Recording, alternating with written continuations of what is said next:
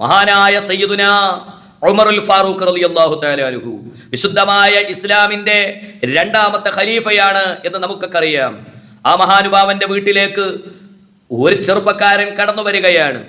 ഈ വരുന്ന ആളുടെ ഉദ്ദേശം എന്താണ്?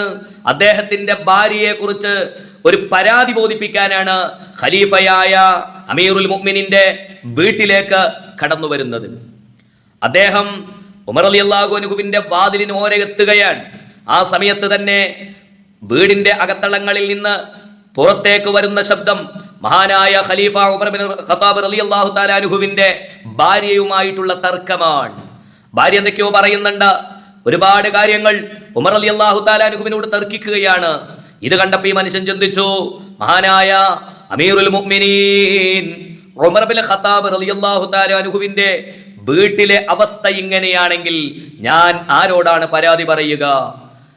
അങ്ങനെ ചിന്തിച്ചുകൊണ്ട് ആ മനുഷ്യൻ തിരിഞ്ഞു നടക്കുകയാണ്. ആ സമയത്ത് തന്നെ മഹാനായ ഉമർ ബിൻ ഖത്താബ് റളിയല്ലാഹു അൻഹു പുറത്തേക്ക് വരുമ്പോ നടന്നു നീങ്ങുന്ന മനുഷ്യരെ കണ്ടപ്പോ ഉമർ റളിയല്ലാഹു അൻഹു അടുത്തേക്ക് വിളിച്ചു, മോനെ ഇവിടെ വാ, എന്തിനാ നീ വന്നത്, എന്താ നിന്റെ പ്രശ്നം? അപ്പോഴാണ് അദ്ദേഹം സത്യം പറയുന്നു.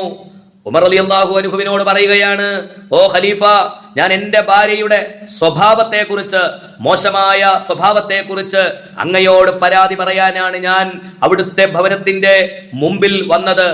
അവിടുത്തെ ഒന്ന് കണ്ട് കാര്യങ്ങൾ സംസാരിക്കാനാണ് വന്നത്. പക്ഷേ ഇവിടുത്തെ അവസ്ഥ എന്നെക്കാൾ പരിതാപകരമാണല്ലോ എന്ന് ചിന്തിച്ചൊന്നും പറയാതെ, പരാതി പറയാതെ ഞാൻ തിരിച്ചു പോകാൻ ഉദ്ദേശിച്ചത്.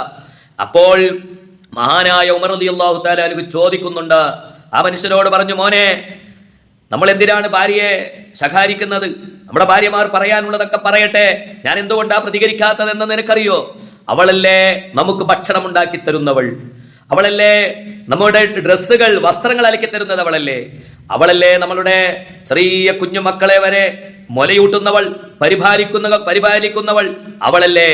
ആ പരിപാലനമൊക്കെ ഏറ്റെടുത്തത്, വസ്ത്രം അലക്കി തരുന്നത്, ഭക്ഷണം പാകം ചെയ്തു തരുന്നതൊന്നും അവർക്ക് നമ്മുടെ മേലിലുള്ള ഒരു വാജിബായ നിർബന്ധമായ ബാധ്യതയേ അല്ല.